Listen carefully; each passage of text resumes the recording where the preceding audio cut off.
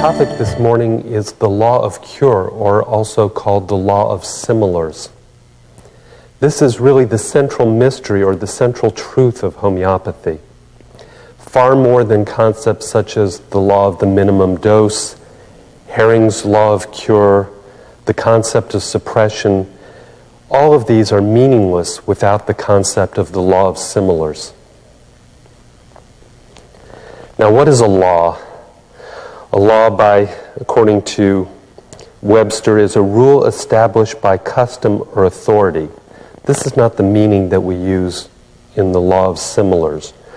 Rather, we can look at the definition of a mathematical law, a general principle that remains true in all cases in which it is applicable. It's more like a law of physics, like the law of gravity.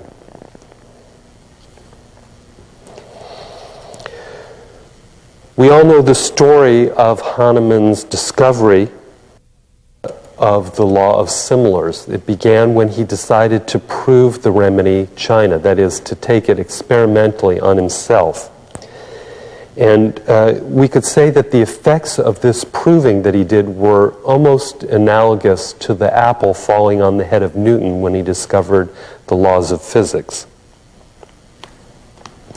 Now, in Hahnemann's own words, let's have him describe this first experience. He says, "I took by way of experiment twice a day 4 drams of good china. My feet, fingers, and toes first became cold. I grew languid and drowsy. Then my heart began to palpitate and my pulse grew hard and small. Intolerable anxiety, trembling, but without cold rigor, prostration throughout my entire limbs, then pulsation in my head, redness of my cheeks, thirst, and in short, all these symptoms which are ordinarily characteristic of intermittent made their appearance one after the other." And so we see that this came about as a revelation to Hahnemann when he discovered that the symptoms of China, which are the exact symptoms of intermittent fever, and that China is our most important remedy, which became quinine, chloroquine as we use today, is our most important medicine for the treatment of intermittent fever. Hahnemann was struck by the similarities of these two conditions, and of course he was familiar with these writings from Stahl, from Hippocrates, and immediately the light went off in his head. Now, Hahnemann verified, of course, this principle over and over before he started to write of it. This proving of China he made in 1790, and it wasn't until 1810 when the Organon was first published. So he had much time to think about the whole process, to think about this law in great detail, and to wonder about the nature of the law itself. In aphorism 20 of the Organon, Hahnemann puts it this way. He says, "Neither the spirit-like power contained in drugs and shown by their ability of altering the health of man, nor their power of curing disease can be comprehended by a mere effort of reason. It is only through manifestations of their effect on the state of health and that this power of drugs is experienced and distinctly observed." What he's trying to say here is that we don't know how drugs work. We can only find it out through experiment. Now, this was radical. In the late 18th century, such experimentation had never been done before. And Hahnemann can be said to have provided the first medical experimentation on the clinical effectiveness of drugs through his provings.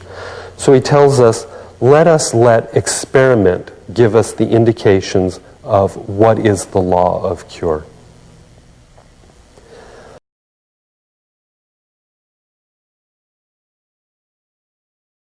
We need the ability to recognize the key which will unlock the door to the mystery of the particular individual's suffering, the person who is sitting in front of us. This is what we're looking for, this key. And just by association, I've been reading from my interest about neurotransmitters. And it turns out, of course, that the neurotransmitters are extremely specific. The receptor sites and the neurotransmitter, they fit together. The book gives a wonderful example, like a lock and a key. And in a way, we can look at our remedies as having that sort of specificity, that it's a key which opens the sort of door to the very central problem of the individual. So we have this, we can say really a great task in front of us, the relief of suffering.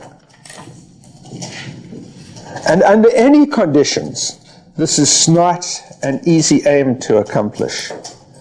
But under the conditions we have set for ourselves, it's an unbelievable challenge, really.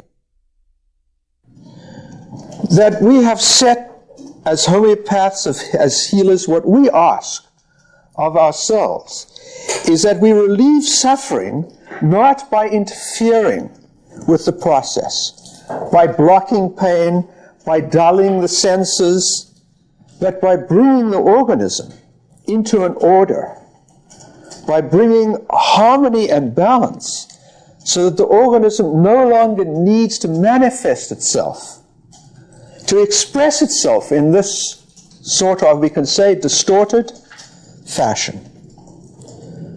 And to accomplish this end, we cannot rely on superficial means, on set routine formula, and on simple sort of predetermined approaches. For this condition, you give this remedy.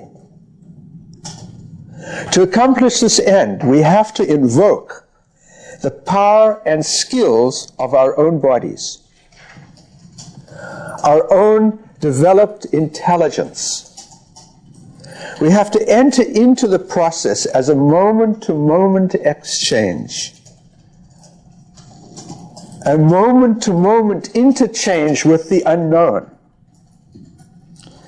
We have to develop our skills of perception and of observation and increase the store of facts against which these observations can be matched. So what is asked is that we take into account the whole, the organism as a unity, from the deepest to the most superficial levels. Each day, each patient is different. Sometimes grasping the whole is more possible, sometimes less. And what we ask here is that you try. And when you don't succeed, you just recognize that you have not succeeded in this instance. And you accept the depth of your prescription for what it is.